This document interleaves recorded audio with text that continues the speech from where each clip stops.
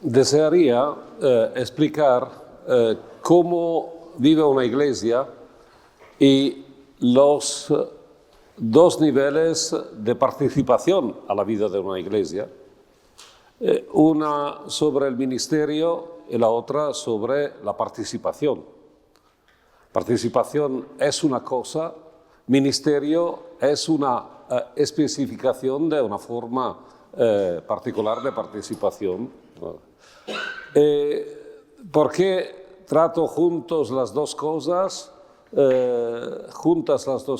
Porque hemos identificado totalmente la participación con el ministerio, transformando la vida de la iglesia en el ministerio y identificando la iglesia antes con los ministerios, después con el ministerio ordenado, después con los obispos y después con el Papa. Y así tenemos que distinguir el doble nivel, porque si no distinguimos, no es posible hacer iglesia y hacemos una iglesia clerical, una identificación total de la iglesia con los curas. Esto es el riesgo que se ve también cuando se trata el tema de los ministerios. Es interesante porque me piden, ¿por qué no escribes un tratado sobre el ministerio ordenado? Después, cuando vas a tratar la cuestión del ministerio ordenado, la cuestión es que siempre la referencia es al sacerdocio. Así, sacerdocio, ministerio ordenado, ministerios, iglesia ministerial. Pero el todo de la iglesia ministerial está condicionado al ministerio ordenado y al sacerdocio y ahora a la fórmula alter Christus. Y si no distinguimos la cuestión, esto es un poco problemático porque vamos a mover una situación donde siempre se repite un horizonte que es un horizonte de status quo de una iglesia. Hago el ejemplo. En un cambio como es ahora, donde rebajan el número de los curas, donde hay que arreglar la vida de una diócesis. Hay pistas un poco distintas. Miré en Italia algunas situaciones donde obispos sacaban de donde fuese la posibilidad de curas, de manera que se pudiese mantener el número de las parroquias, el número de las instituciones, como era en Trento o como era en una sociedad cristiana, la societas cristiana, donde todo funcionaba con una encaja perfecta, donde había un cura, cada pequeña comunidad con todas las distinciones de la situación de organización de la diócesis.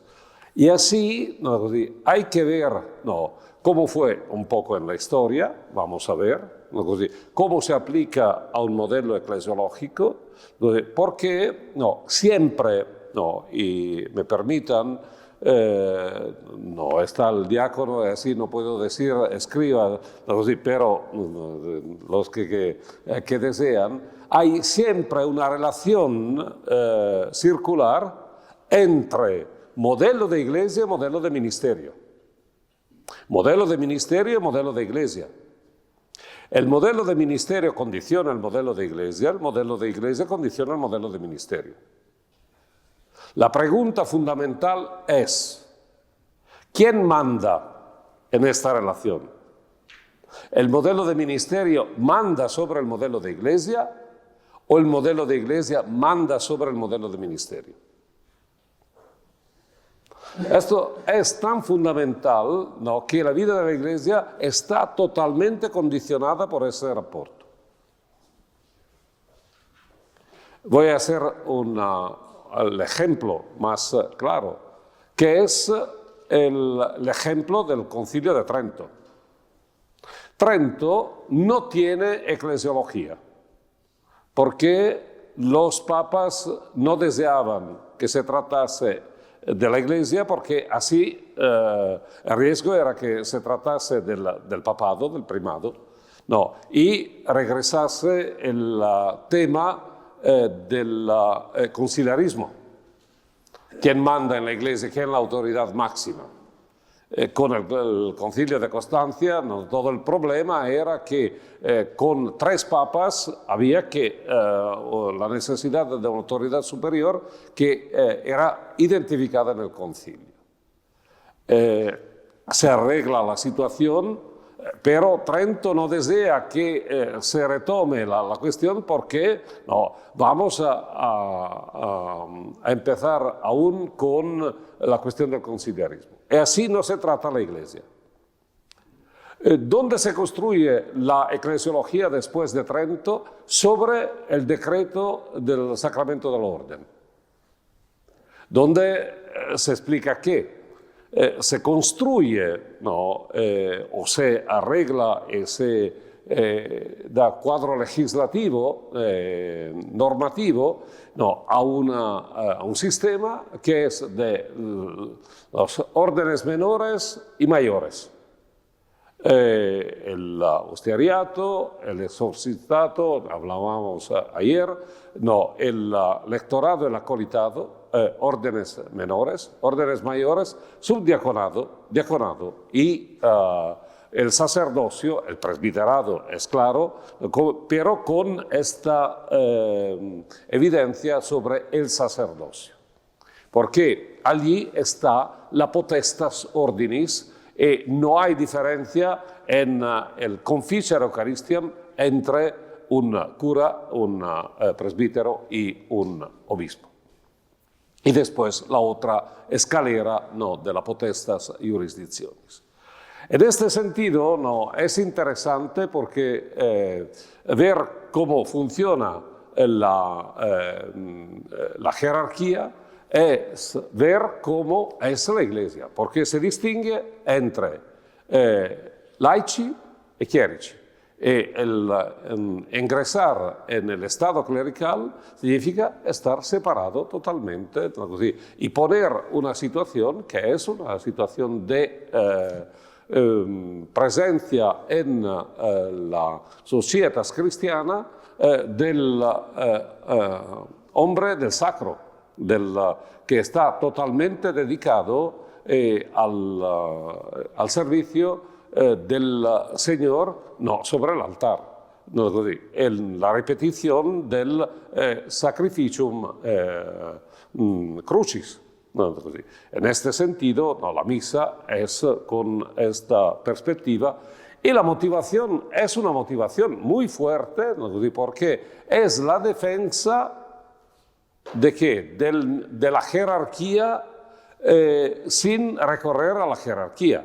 Si la Reforma protestante te contesta que la jerarquía como un invento, no, puedes defender la jerarquía tú con la jerarquía, es una petitio principii, y van a defender la jerarquía con el sacerdocio y con un principio primo. El principio primo que es, cada religión tiene su sacrificio. Las religiones han tenido sus sacrificios, la religión de Israel tiene su sacrificio, el sacrificio de la religión cristiana es la cruz. No, vamos a ver que la relación entre sacrificio y sacerdocio es tan fuerte que vamos a justificar el sacerdocio cristiano y así la existencia de la jerarquía con el sacrificio de la cruz.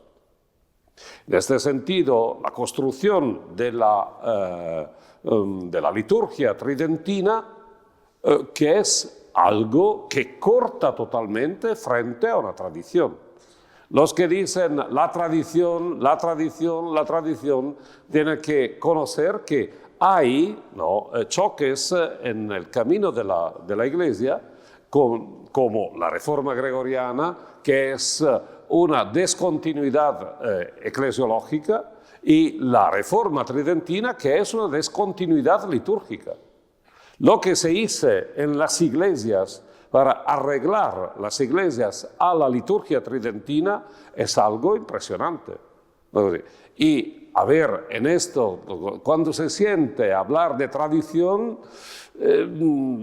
hay que un poco que reflexionar. ¿Qué es la tradición? Y si la tradición no pone continuidad, es claro que aquí hubo algo de descontinuidad. No, se pidió que fuese un único misal, un único rito, no, cortando todos los ritos en los misales antecedentes que no hubiesen 2 siglos. Por lo menos 2 siglos. Es muy interesante esta cuestión. Estudiar la historia ayuda un montón, ¿no?, a ver los diáconos, cosas que llegan. No, ahora llegas. Bien, un día me sucedió en la predicación en catedral, ¿no?, que había la preparación a la fiesta, ¿no?, de San Clemente, y me arreglo con la gente y digo, hablaré 20 minutos, pero 20 minutos, atención, por favor, ¿no?, el primer día. El segundo, no. Cuando estaba a 7 minutos, una señora, ¿no?, que se levanta y pasa por el centro, muy largo el centro, el corridoio como es el pasillo, ¿no?, così. Y digo, señora, ¿dónde va? ¿No?, così. No entendía que hablaba con ella, ¿no?, così. ¿Dónde va? No, te llama. Così, se mira, ¿qué deseas? No, que en dialecto es ¿qué vuoi? No, pero estamos de acuerdo.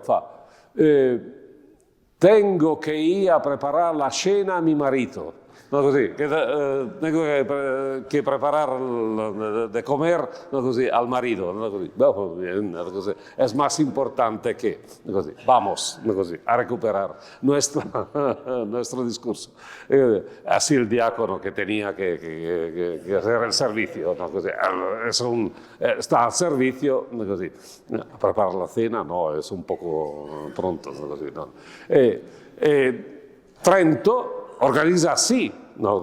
Cuando hablamos de tradición, hay que ver, hay una continuidad. Es interesante en este sentido lo que dice el Papa Benedicto cuando habló en el discurso a la curia del 22 de diciembre del 2005, el primer discurso a la curia, a los 40 años del concilio.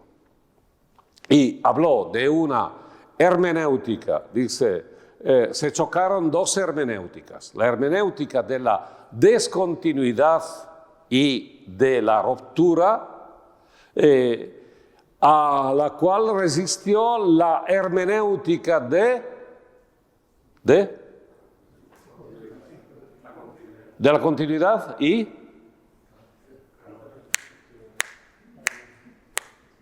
de la continuidad y de la... Mirad, cómo trabajamos ideológicamente.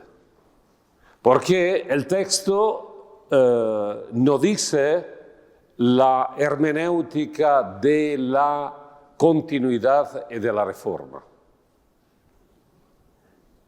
sino dice, no, y atención, todos sabéis trabajar con las palabras, la hermenéutica de la reforma, entre comas, de la reforma, coma, entre comillas, coma, de la renovación en la continuidad del único sujeto iglesia que el Señor nos ha dado, que es el pueblo de Dios en camino. Controlen, por favor. Que es totalmente distinto de la retraducción, la hermenéutica de la continuidad y de la reforma. Olvidando la reforma y diciendo la continuidad de manera que sea un sistema doctrinal. Es la hermenéutica de la reforma, y sabéis que la reforma es siempre algo que corta lo que precede y que arregla porque hay desorden. Reformar significa una intervención quirúrgica, que es algo de descontinuidad. De manera que el sujeto iglesia, que es un sujeto que camina en la historia, siempre pueda vivir. E vivir según que la evangélica vivendi forma, el regresar a las fuentes, a la origen, que es un acto increíble. Y cuando vamos a pensar la vida de la Iglesia, tenemos que retomar a las fuentes, y las fuentes no son del siglo XV o XVI, son de la origen, son del Nuevo Testamento. Y así ver cómo se ha desarrollado. En este sentido, ver cómo no funciona, que un modelo de iglesia, un modelo de ministerio se corresponden, claro, en Trento se corresponden perfectamente. La iglesia son los curas. ¿Por qué? Porque se concentra, y es una iglesia que funcionó perfectamente, porque funcionaba únicamente sobre el ministerio, con una diferencia entre los que tenían capacidad activa y los que tenían una condición pasiva. Los que eran, se hablaba así en el derecho canónico donde están los canonistas, los prelados, y los súbditos. Los que mandan y los que obedecen. Los que hablan y los que se callan. Los que tienen que hacer lo que dice el cura. Después el cura tiene que hacer lo que dice el obispo, esperamos. El obispo tiene que hacer lo que dice el Papa. En este sentido, el Papa esperamos que haga lo que dice el Señor. Toda esta situación. Si vamos a leer esta cuestión, es interesante porque el Vaticano II intervino sobre el ministerio como consecuencia de un cambio eclesiológico.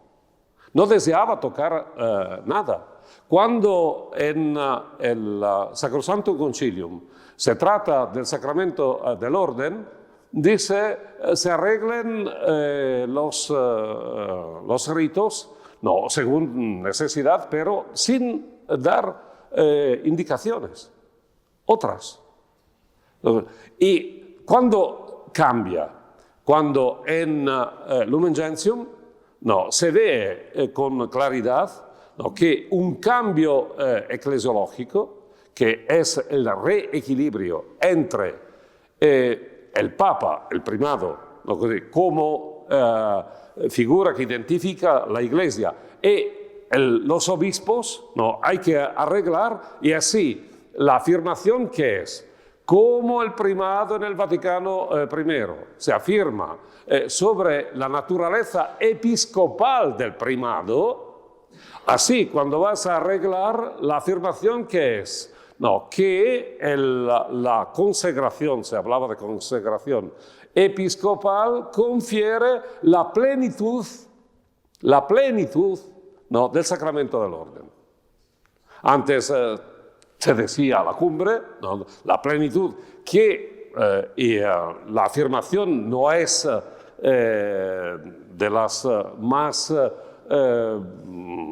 así formuladas casi fuese al mercado, porque estaba preparada como una formulación dogmática. Tenía que tener la afirmación de la infalibilidad. Después, ¿por qué no se hizo?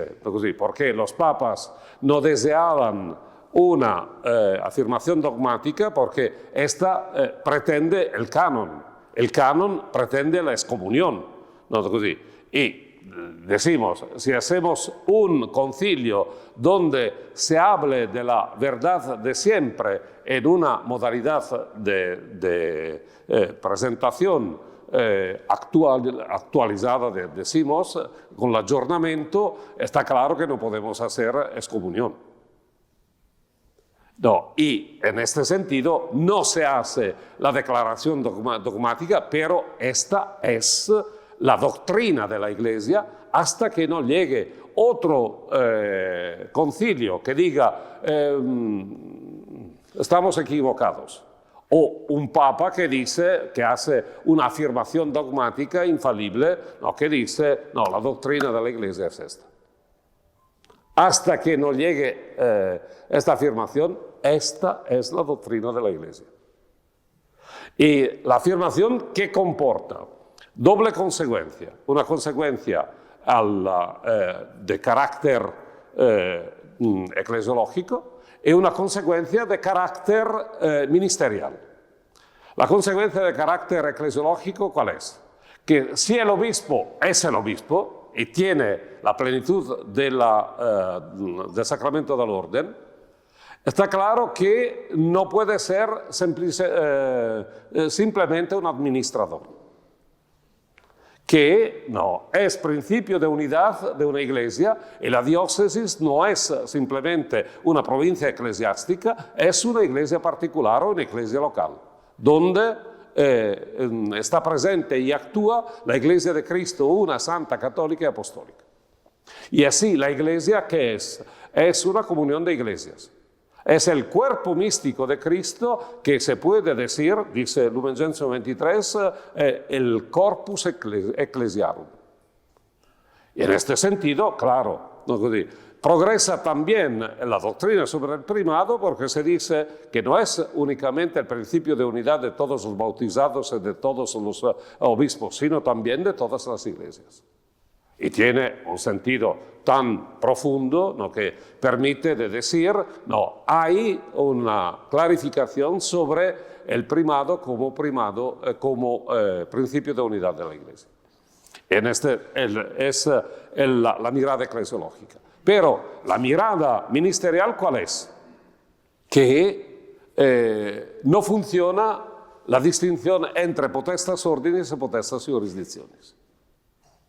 Y se va a decir que, no, claramente, cuando la mirada es una mirada sobre una iglesia universal, los presbíteros cambia. Es interesante el cambio, se pasa del primer esquema sobre el decreto del presbiterado, no, de clericis, el primero. El segundo, de sacerdocio. El tercero y último, de presbiterorum ordinis. El orden, presbiterorum ordinis, de presbiterorum ordine, el orden de los presbíteros. Pero hay un cuarto pasaje que no está en el título, que es de presbiterio. Y es interesante que Trento, cuando ordenaba los presbíteros, decía la ordenación ad ordinem presbiterii. El sacerdocio en este orden, el presbiterio es un sujeto colectivo alrededor del obispo. Y es interesante que esto es la referencia fundamental. ¿Por qué? Porque, claro, cuando empieza Presbiterorum Ordinis se dice toda esta normativa tiene valor para todos los curas y con los arreglamentos necesarios también los sacerdotes regulares, los religiosos. Claro, la referencia con el obispo no está tan vinculante, ¿no? Pero así no te dicen cuál es el principio y hay que pensar. Esto presenta el concilio sobre el ministerio. Y no tiene el concilio, discurso sobre los ministerios, que hoy tiene una atención increíble y súper expuesta. Parece que todo sea ministerios. No tiene referencia el concilio a los ministerios. No hay discurso. Hay un discurso que puede fundamentar los ministerios, que es el discurso sobre los carismas, el discurso sobre el sacerdocio común. Pero no hay un desarrollo de este tema. ¿Cuándo empieza este tema? Después del concilio, cuando en 1972 el Papa Pablo VI arregla el ministerio ordenado. Y según la mens del concilio, va a cortar los órdenes menores y pone la fórmula como operativa, la fórmula del concilio que dice vamos a recuperar la fórmula antigua del ministerio, en los que son los obispos, los presbíteros, los diáconos, es decir, las tres órdenes, y así los órdenes menores se transforman en ministerios instituidos del lectorado y del acolitado. Y dice también, si las conferencias episcopales quieren, se podría hacer otros ministerios que sean necesarios. 50 años que todo permanece allí. Con después las indicaciones ad pascendum, sube en el mismo día el motu proprio sobre los ministerios y sobre los diáconos, que dice cómo el diaconado sea grado propio y permanente en la Iglesia, en la jerarquía, después dice el concilio. Esto es todo lo que arregla. Y se abre la posibilidad de los ministerios instituidos que llegan después de 50 años, 2021, con el Papa Francisco, que abre porque son bautismales, y aplica el lectorado y acolitado a todos los bautizados, también las mujeres, y instituye el ministerio laical del catequista, con una complejidad no indiferente, porque claro, el catequista de América Latina o de África es otra cosa respecto a los catequistas de aquí. Esto abre la cuestión de los ministerios en una iglesia particular. Porque dice, ¿qué vamos a hacer? Hoy hay un discurso un poco complejo porque con la crisis de los curas se piensa, vamos a resolver con los diáconos. Que no es mal. Bien, vamos a resolver con los diáconos. Después vamos a resolver con los ministerios instituidos, ministerios extraordinarios, ministerios de facto, ministerios inventados, y así. ¿Cómo funciona? Claro que si vamos siempre, generalmente sucede en una diócesis esta cosa. Vamos a implementar el diaconado permanente. Y los curas dicen, ¿a qué sirven? ¿Por qué? ¿Qué es? Y es claro, porque si la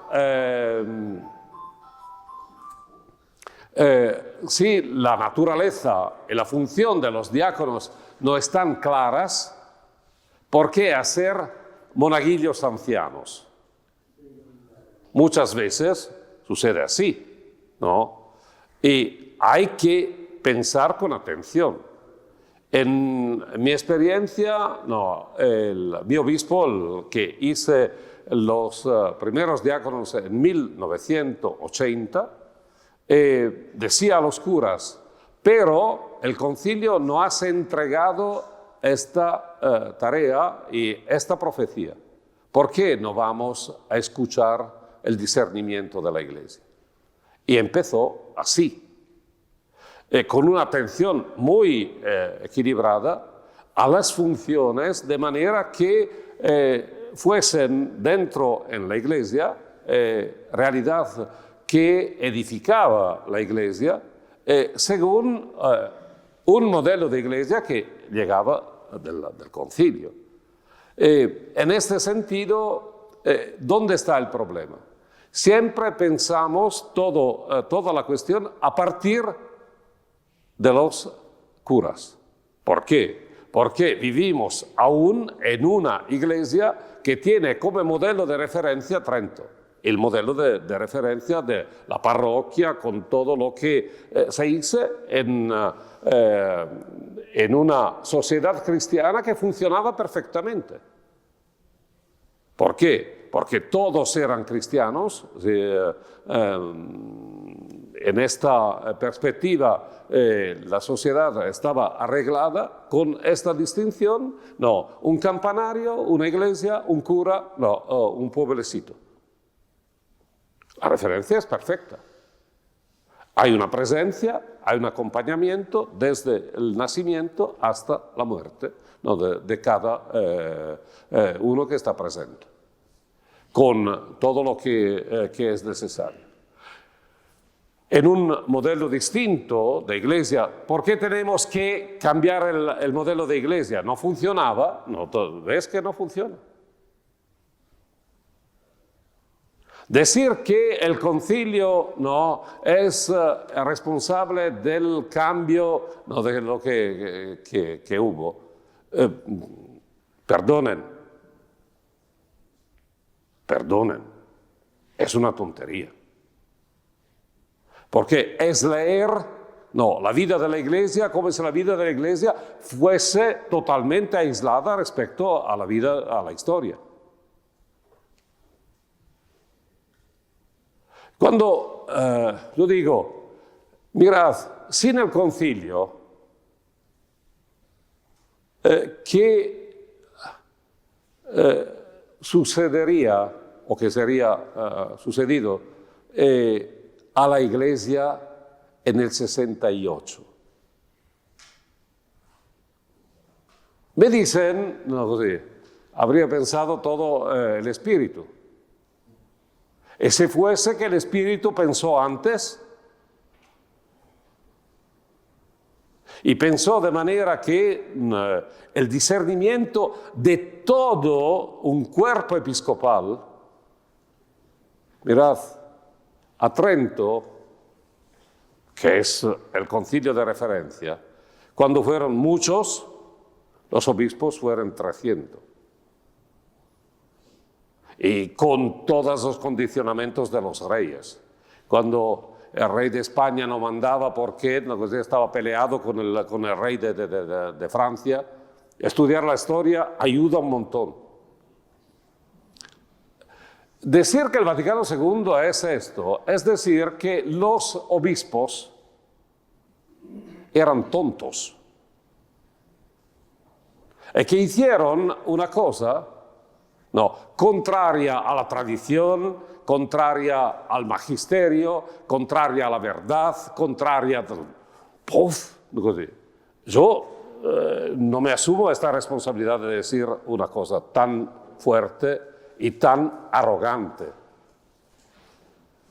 Perdonen. Y así fue un acto de discernimiento de todo el episcopado.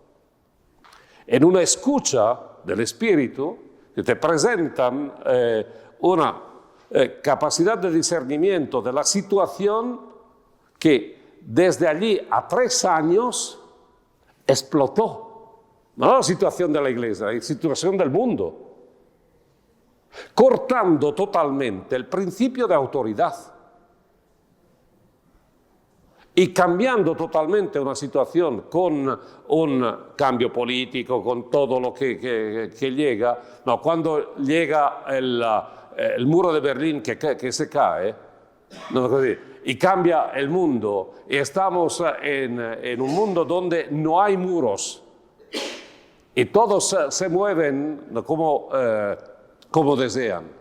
Y así estamos con los nacionalismos, con los localismos, con los soberanismos, todo ismos de este género.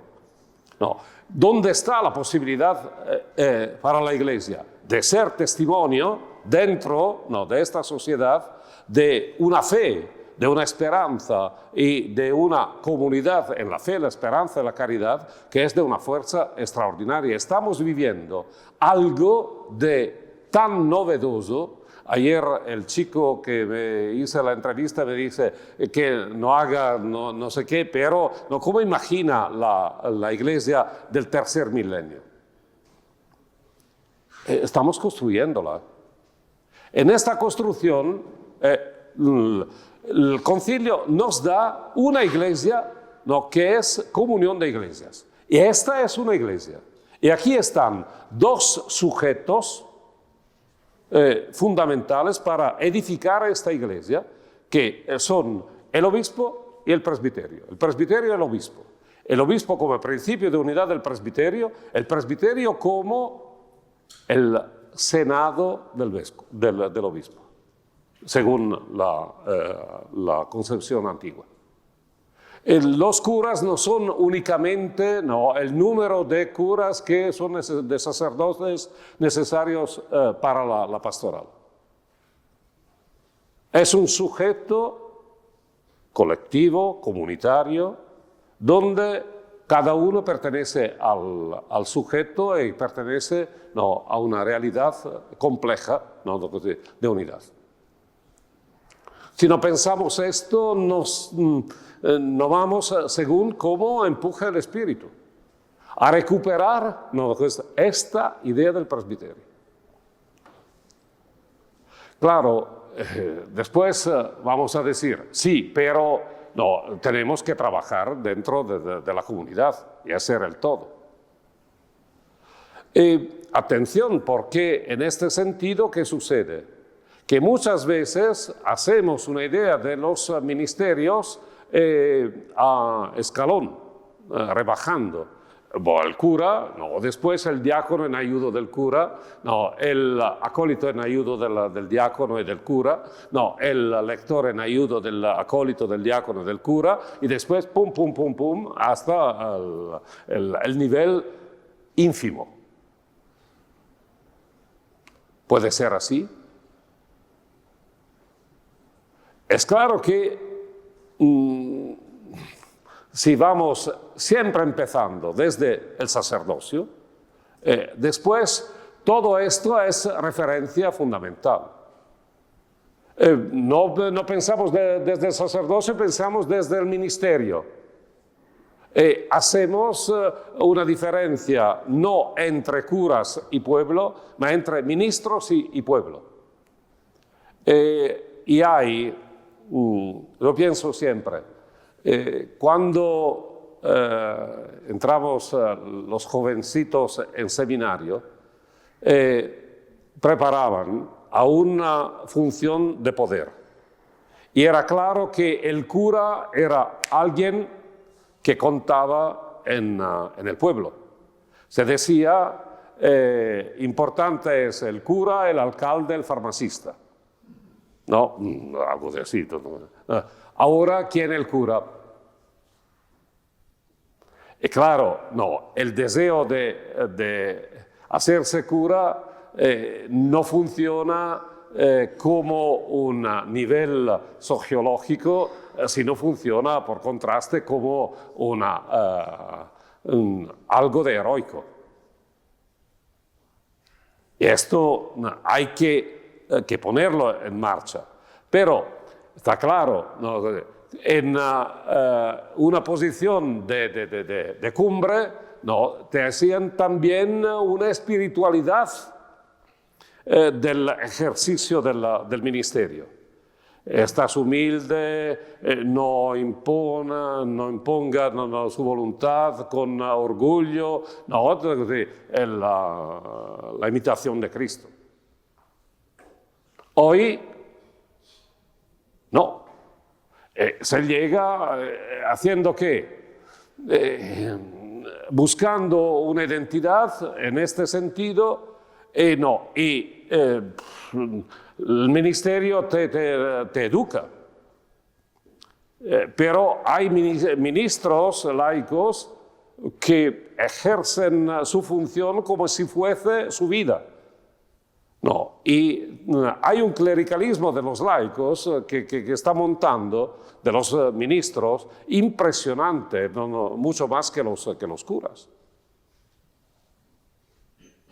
Tenemos que pensar a una iglesia ministerial, tenemos que pensar a la iglesia. ¿Y la iglesia qué es?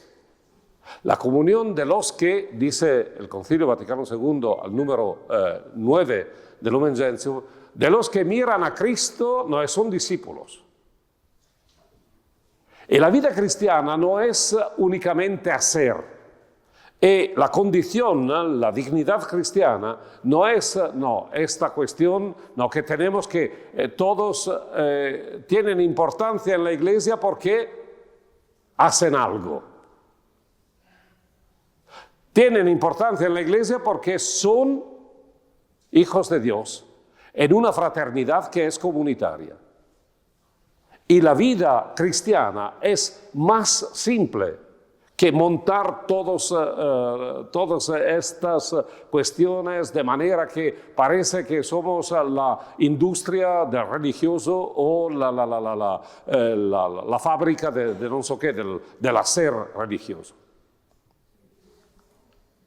Fundamental es que dentro de este mundo haya un pueblo cristiano que, siendo minoritario, porque todos pueden llegar aquí, sea capaz de la defensa de su identidad, de la identidad cristiana como vida en la fe, en la esperanza, en la caridad, de la vida cristiana en la fidelidad al Evangelio, de la vida cristiana en una capacidad de poner junto el pensamiento y la vida. Si esto es, no hay que multiplicar ministerios.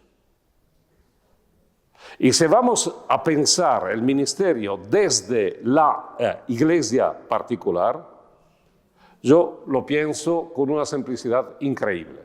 Hay dos referencias ministeriales.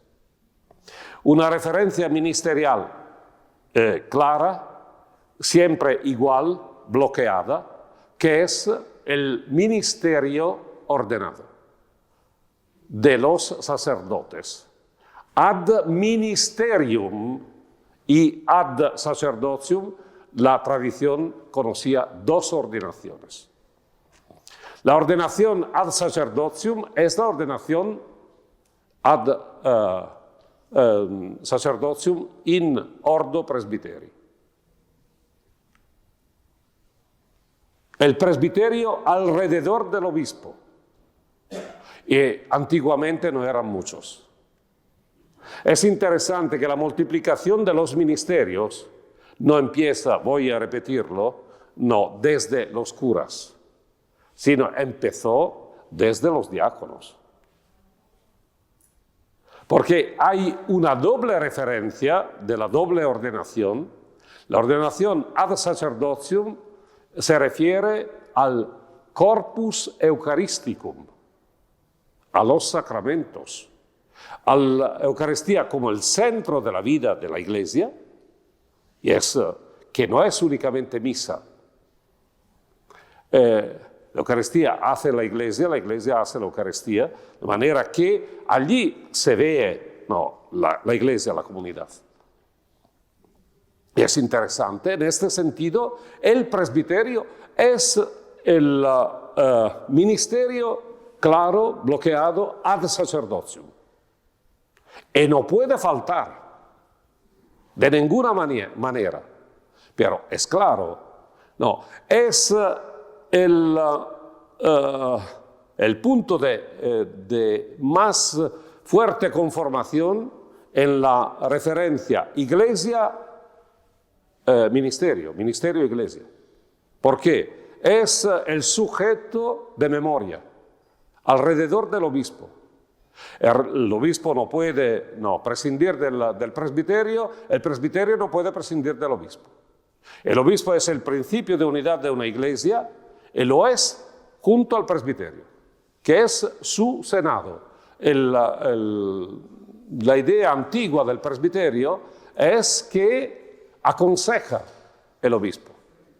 Y que el obispo, escuchando sus sacerdotes, su senado, puede hacer un discernimiento muy cercano a la vida de la iglesia. Todo esto es un ámbito que tenemos que recuperar totalmente.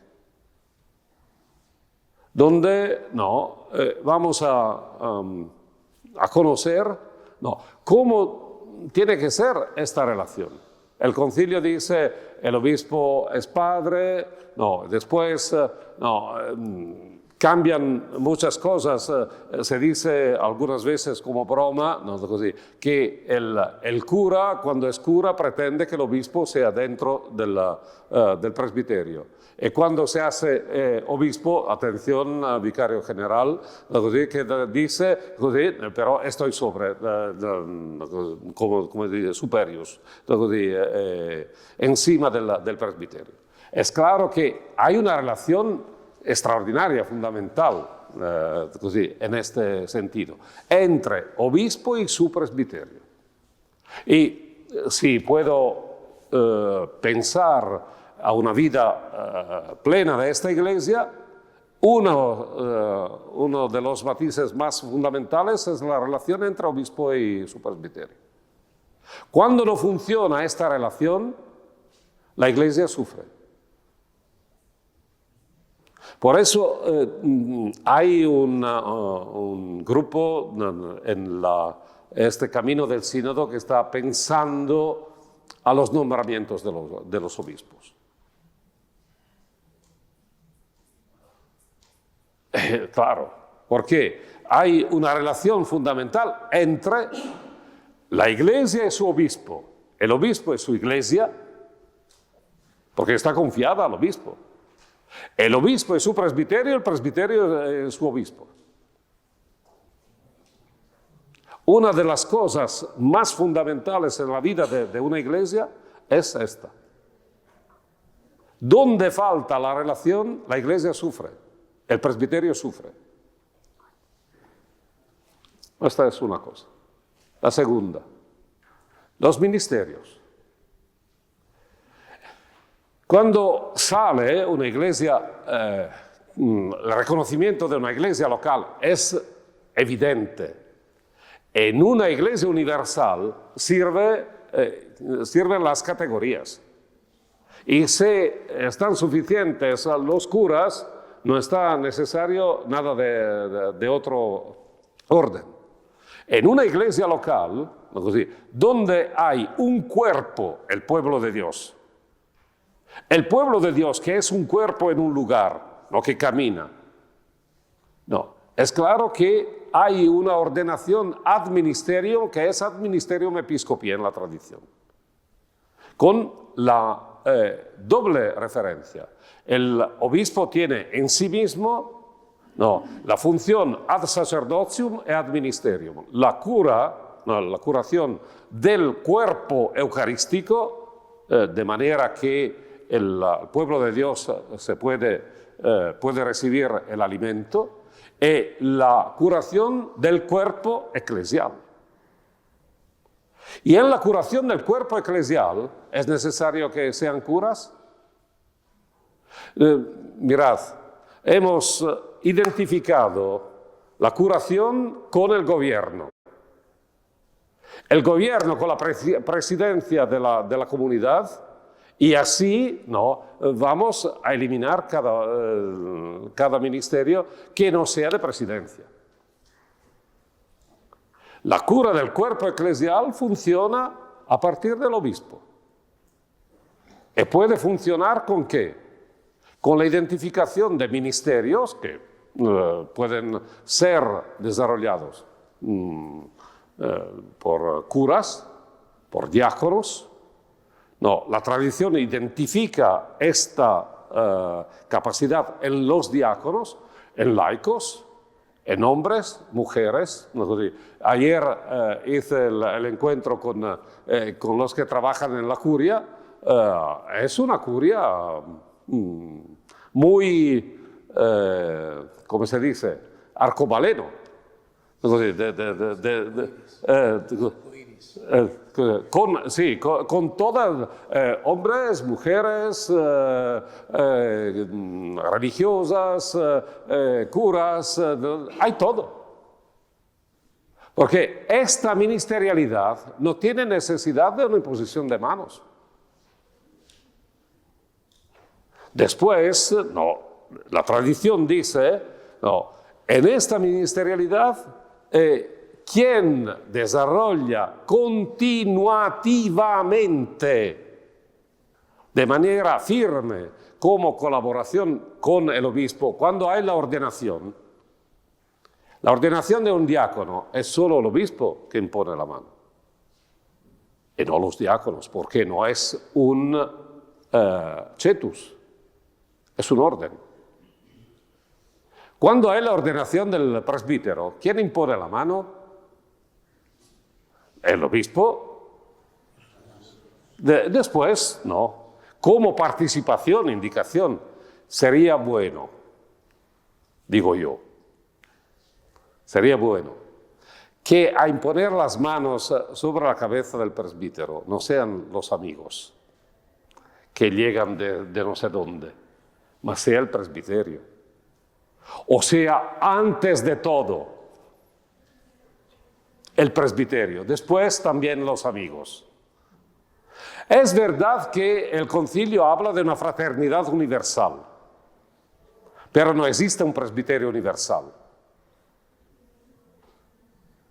Existe verdaderamente el presbiterio al servicio de una diócesis, con una incardinación, de manera que estás vinculado doblemente a esta iglesia como bautizado y como cura.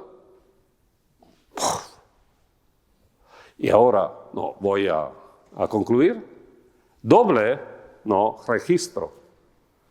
Un registro estable, establecido, que es el ministerio ordenado en la forma ad sacerdotio, el presbiterio. Y un ministerio cambiante, que cambia, que se modifica según la situación del pueblo de Dios, ¿no? Que es el ministerio de los diáconos y todos los ministerios, ¿no? Bautismales, donde se puede verificar con discernimiento cuáles son los ministerios necesarios a una iglesia. Una iglesia de mar tiene necesariamente el perfil de un ministerio del pescado. ¿Por qué? Porque es verdad que en el puerto no hay, no, me explicaba ayer, no, todo lo que son los pescadores que se van, no, que no están aquí. ¿Dónde se hacen las cosas del mar Cantábrico? No se mueven desde San Sebastián, no sé de dónde se mueven, de manera que no se hacen que son buenas. Pero, no sé, claro, una iglesia no tiene que identificar dónde están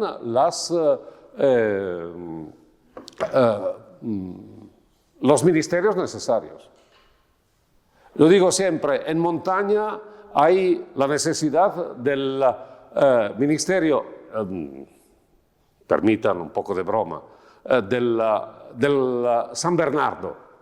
El perro San Bernardo tiene zapatos increíbles, pum, pum, pum. No, tiene un cabezón increíble, ¿no? Y puede con la nieve, y tiene la botella con la grappa. Que es su ministerio fundamental, de manera que el que se despierta bajo la nieve, dice, hoy estoy vivo. ¿Qué sirve a un ministerio? Comunicar la vida. Comunicar la vida en Dios. Servir a una comunidad porque tenga vida. ¿Qué sirve? ¿Esto limita el ministerio sacerdotal al sacramento? Por favor, escucha. Celebra bien, predica bien, prepárate bien la homilía. Que el pueblo de Dios se pueda alimentar de la doble mesa, ya es una maravilla. Después hay funciones, pero no es más importante la función que de nivel económico, respecto a esta que el Señor te llamó para ser servidor de la palabra y de la mesa de la Eucaristía. A una comunidad que necesita de esto, necesita de palabra de Dios y necesita de Eucaristía. Necesita de un alimento continuo, no porque sea una comunidad devocional, sino capaz de vivir en el mundo como cristiana. Después, ¿dónde está la posibilidad de otros ministerios?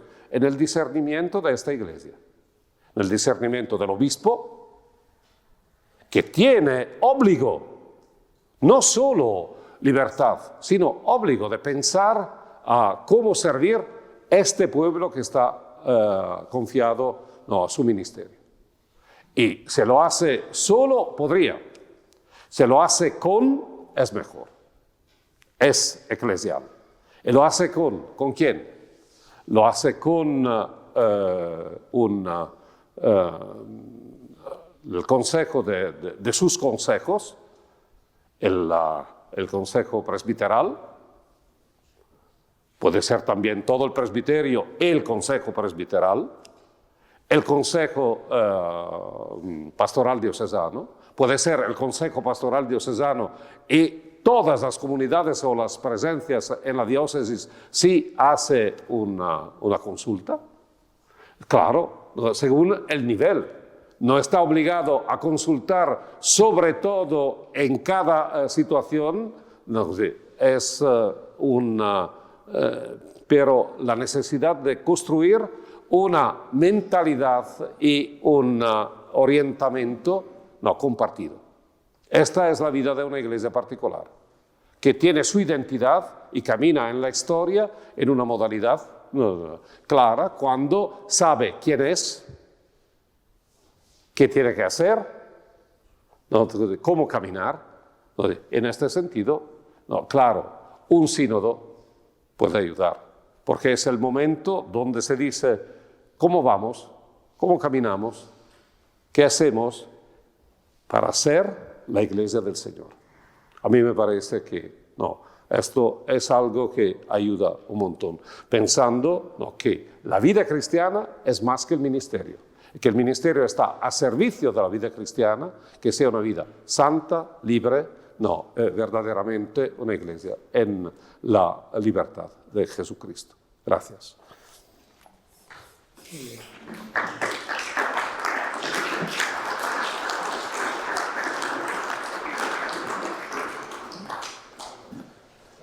Presentando la charla de antes, decía, hay dos perspectivas, una ministerial y la otra, distinta, que hay que subrayar porque si únicamente vamos a subrayar el ministerio y iglesia se identifican. Esto sucedió en la iglesia. Cuando al cambio histórico, desde el prava superstitio, era religión no aceptada, a religión del imperio, sucedió que los que estaban muy involucrados en la vida de la iglesia se transformaron todos en ministros, porque todos pedían, incluso el emperador, no, ser cristianos poniéndose con la inscripción del nombre. Y después, porque ser cristiano significaba tener todas las oportunidades de trabajo, de carrera, de presencia a corte, no, lo que era, porque era la transformación de un mundo. Y así, con todos los que pedían de agregarse al cristianismo, a la iglesia, muchos se transformaron en catequistas. No, para la iniciación cristiana o todo eso, no, cumpliendo una división en el cuerpo eclesial entre los que estaban dedicados al servicio dentro de la iglesia y los que pedían un ingreso en la iglesia que determinó un nivel muy bajo, no, de conocimiento. ¿Por qué? ¿Qué me interesa? Me interesa el título.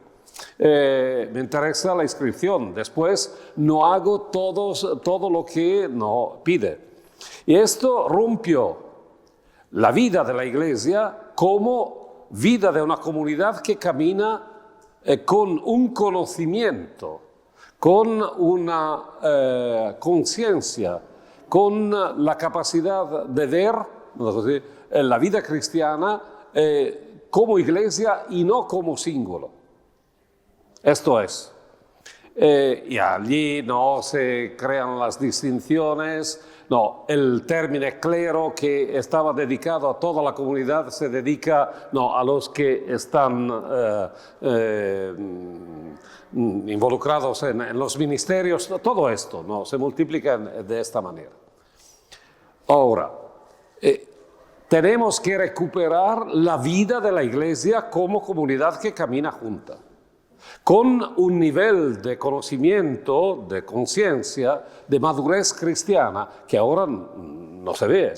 Y no se ve ¿por qué? Porque hay la contradicción de gente que pertenece a la iglesia, que hace trabajos increíbles en la vida civil, y que, lo decía ayer, no tiene el balbuceo en la fe.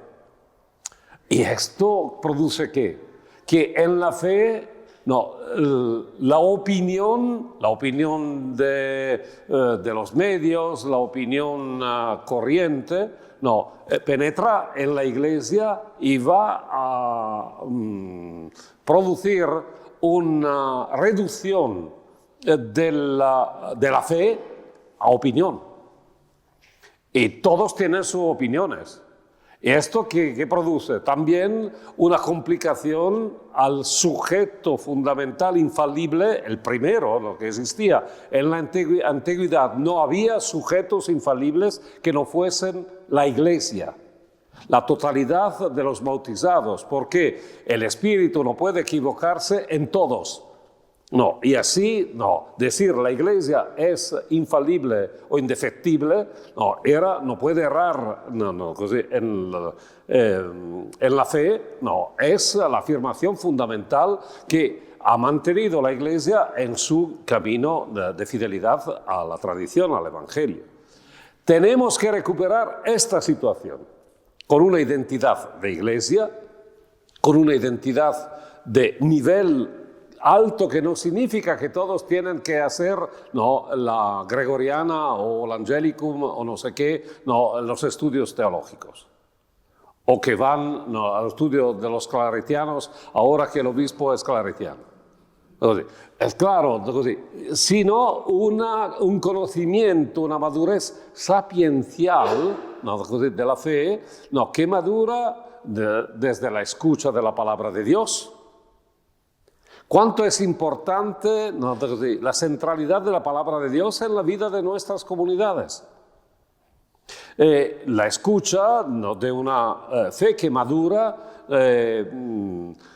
escuchando la palabra de Dios, la tradición, el magisterio, que madura con una confrontación que sea de una mentalidad compartida, de una fe compartida, de manera que se vea, yo insisto, en un tiempo donde la iglesia es minoría. Cuando eran todos cristianos en una sociedad cristiana, se podía ser cristiano de cara y únicamente. Después, no, così, estoy a las condiciones mínimas y después hago lo que me da la gana. ¿Por qué? Porque todos son cristianos, es una ley sociológica. Pero si vamos a pensar que ahora una minoría tiene su fuerza en la identidad, y hay dos tipos de minoría. Una minoría triste, que piensa al pasado y dice, ¿cómo era maravilloso el tiempo de antes? Todos que creían, todos que decían Pascua, Navidad, todas las tradiciones. Sí, pero no existe. Y no es que no existe porque hubo el Vaticano II, perdonen, o porque hubo la reforma litúrgica. Es interesante que en los vota de los obispos, lo que pedían la participación del pueblo de Dios a la liturgia. Todos pedían la participación del pueblo de Dios a la liturgia. De manera que no fuesen allí a rezar el rosario únicamente cuando el cura estaba haciendo la operación, la intervención quirúrgica, la transformación del pan y del vino en el cuerpo y la sangre de Cristo. En esta idea del sacrificio. Es claro, no falta la dimensión sacrificial de la Eucaristía, pero hay una comunidad, un cuerpo de Cristo, donde se corresponde cuerpo eucarístico y cuerpo eclesial. Y tenemos allí cuánto camino y cuánta extraordinaria posibilidad que tiene un cura en este sentido, con la palabra y con el servicio eucarístico. Hablábamos antes, la cura de las almas, la gente del pueblo de Dios tiene derecho a esta cura. El obispo puede organizarla como es mejor, si es capaz, tiene, ¿cómo se llama?, el aéreo, el supersónico, que va en todas las comunidades. Pero es verdad que tiene un sujeto que es su presbiterio con este servicio. Pero al servicio de una vida cristiana alta. Tenemos necesidad de una vida cristiana alta, que es igual que decir profunda, que tiene raíces de manera que haga frutos. ¿Y esto dónde está? En la capacidad de caminar juntos como comunidad que comparte la misma fe, en la misma esperanza y que traduce en la misma vida, que es caridad. Y si esto es, ¿dónde está el principio fundamental? Hay una idea del ministerio, que tiene autoridad, hay una idea de participación que no se puede inmediatamente y únicamente traducir en los ministerios bautismales.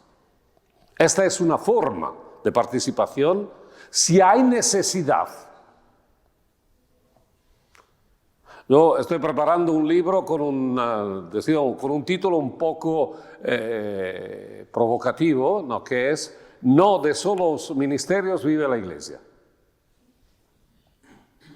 Aquí estamos multiplicando eso, y no soy partidario de la idea que el Papa reconozca otros ministerios. Están suficientes los que están. No, soy partidario de la idea que el obispo tiene que, con su presbiterio y con sus organismos, hacer un discernimiento sobre los ministerios necesarios a una iglesia. Hoy se celebra el funeral de un obispo que hizo un gran sínodo en su iglesia. Yo fui el teólogo que acompañaba. Y él me decía, pero deseo hacer ministerios de la palabra ministerios de la liturgia y ministerios de la caridad, que puedan servir a mi iglesia en este sentido. Pero me impiden que haga porque me dicen que ya hay ministerios que tienen lector, acólito, el lector se ocupa de la palabra, el acólito se ocupa del altar. Les digo, mira, llámalos como te da la fantasía.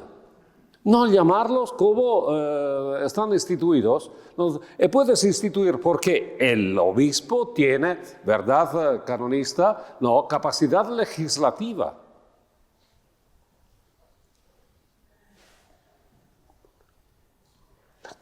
Capacidad legislativa, que no es la cosa, es una cosa final, se sirve.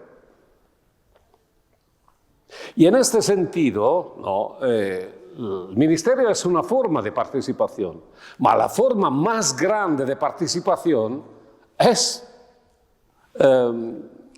como el alemán distingue, Sein y Dasein, ser, y no sé cómo se diga en castellano, pero esserci, ¿cómo se traduce?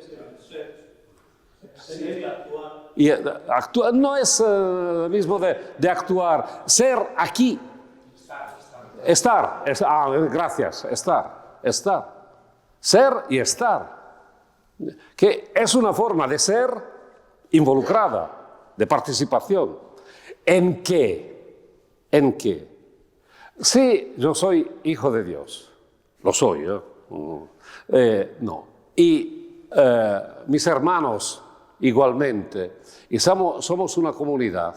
Es una comunidad que tiene conciencia de su identidad, y si tiene conciencia de su identidad, tiene también el orientamiento, donde está el norte, el sur, el oeste, el oeste. No está orientada la catedral, no está orientada, está norte-sur, y no está este-oeste. Es interesante esta cosa, es una construcción moderna. En la Edad Media, siempre est-oest.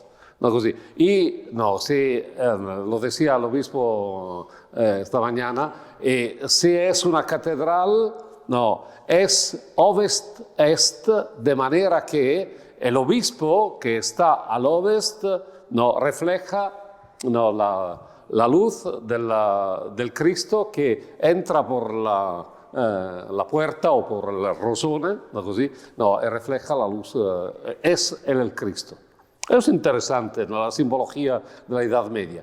Vamos, la participación de todos está en qué.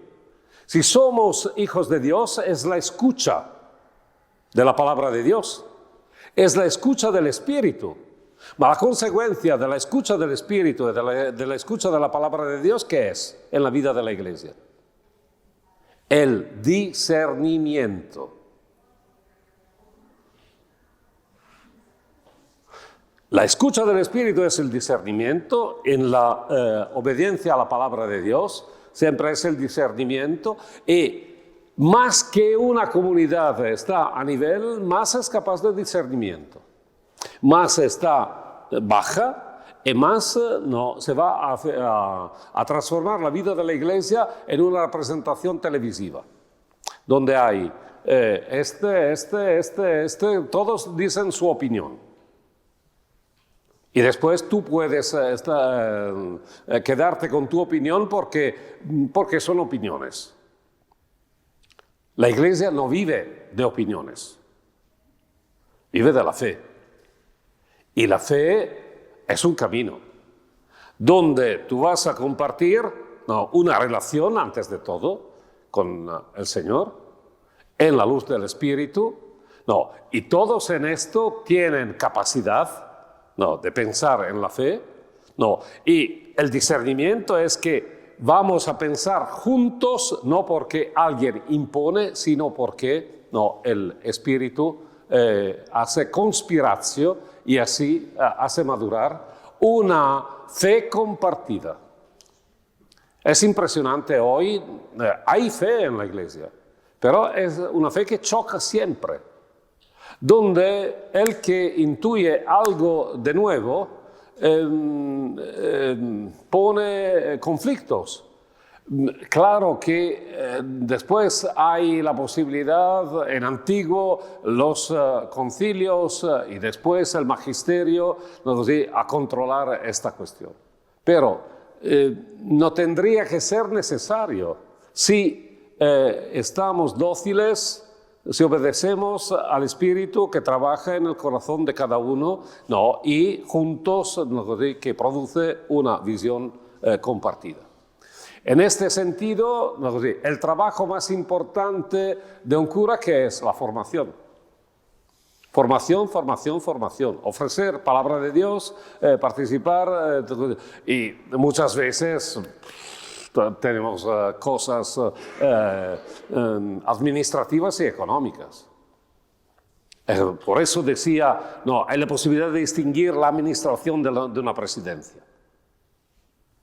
Una posibilidad que la cura de las almas sea la cosa tan fundamental que alimenta la vida del pueblo de Dios, de manera que sea capaz del discernimiento.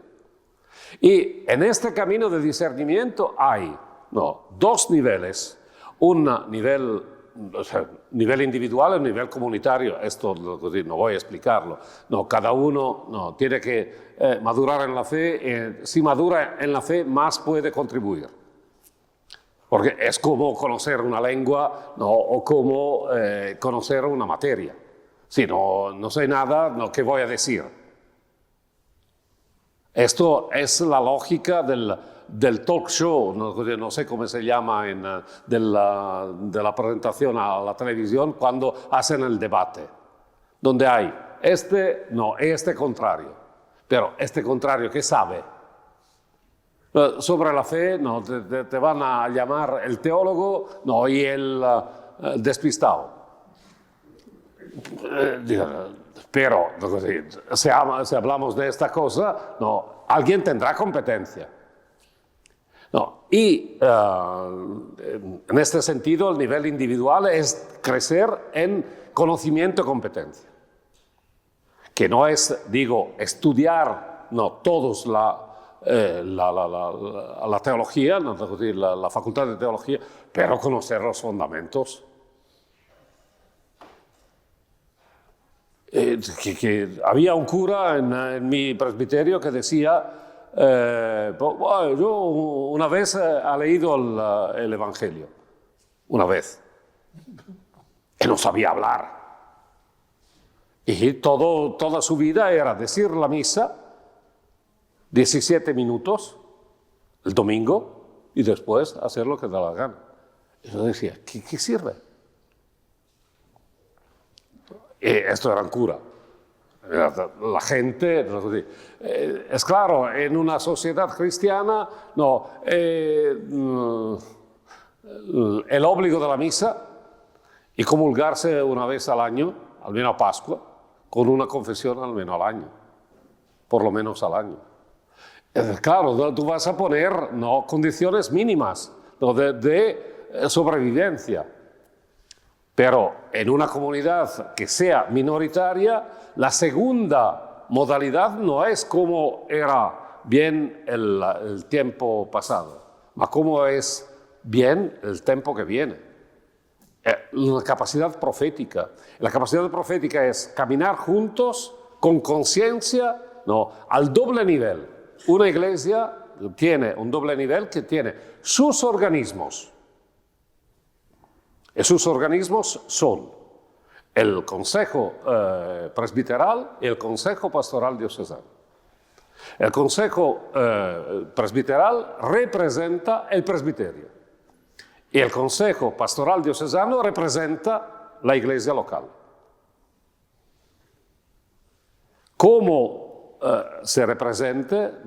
El derecho pone sus indicaciones, pero tiene que ser verdaderamente representativo. De manera que el obispo puede escuchar la voz de dos sujetos, su iglesia y su presbiterio.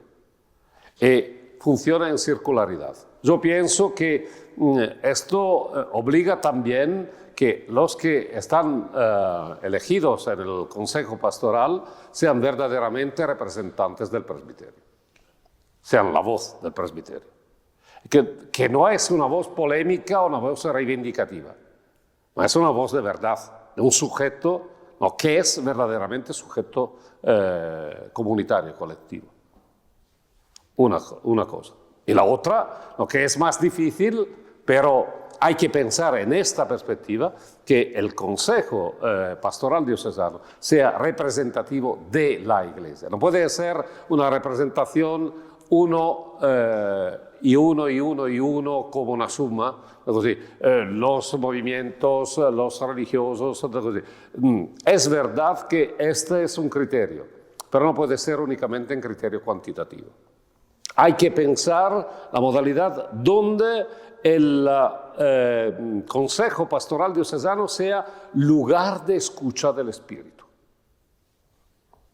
De manera que esta escucha es principio de discernimiento. Y es claro, están organismos que garantizan que toda la Iglesia y todo el presbiterio sea representado. Pero hay un momento, una posibilidad increíble, extraordinaria que el Código prevé, que es el sínodo diocesano. Y es interesante porque el Código prevé posibilidad de sínodos a los niveles, de agrupamientos también de iglesias. Sínodo provincial, regional, lo que es. Y ahora la experiencia del sínodo de la Iglesia Universal permite pensar también a un sínodo continental. O a la posibilidad, algo de eso. Pero el primer nivel, el nivel más fundamental, es en una iglesia local. El sínodo. ¿Hacer qué? El obispo que me ordenó, cuando lo trasladaron, mira, me pide, no, tú vienes de tu tierra, no, estar en nuestra diócesis, que no, faltan vocaciones, era una situación, pero yo vivía allí o regresaba en mi diócesis o estaba allí, me dice, quédate aquí. Y estando allí, después lo trasladaron, 5 meses después que yo fue ordenado. Nunca he podido trabajar con él, pero me acompañó hasta que se murió a los 97 años. Entonces, era interesante que cuando publicaba algo, don Dante, mira, leía una vez sobre un artículo sobre el ministerio ordenado, ¿cuándo ordenar? Yo escribí todo lo que digo, porque está documentado. Yo ordenaría, ¿cuántos años tienes, chico? 32. 32. ¿Tú estás ordenado? ¿Cuándo? No. ¿Eres seminarista? ¿Eres algo de...? Estamos allí. Vamos. Por eso miraba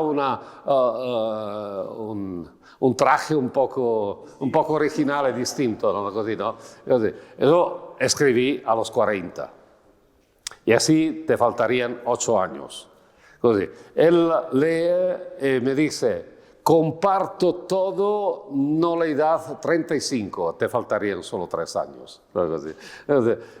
En esta idea de ser capaces de soportar y soportar el peso del ministerio, porque es un peso, claro. Y si tú eres capaz, vas tranquilo y haces lo que tienes que hacer. Pero esto es fundamental porque él hizo en la diócesis donde fue puesto, porque era una diócesis en gran desarrollo demográfico, 3 años, mirad, 3 años de sínodo diocesano, con pocas decisiones, casi nada, pero los 3 años configuraron un aglomerato, no sé cómo se diga, conjunto de poblaciones que llegaban de todo el mundo en una iglesia, con su identidad, con un camino claro, que tenía referencia a una catedral, a un obispo, a un presbiterio, a un territorio y al caminar juntos. Esto era.